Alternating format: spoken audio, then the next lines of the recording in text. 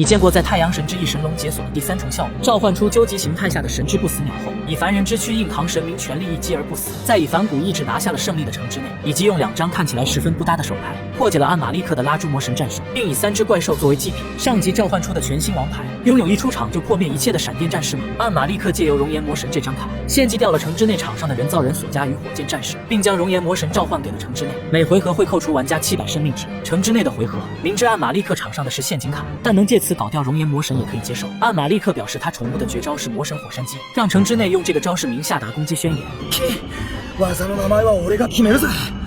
ラバーゴーレムの攻撃、城之内ファイヤー。城之内ファイヤーっていいぞ行け、かっこいいぞ城之内ファイヤー。此刻熔岩魔神凝聚岩浆爆弹，按玛丽克小眼一眯，翻开陷阱卡怪兽释放效果。当对方怪兽下达攻击宣言时，可以让己方场上的一只怪兽返回手牌，再特召一只4星怪兽上场，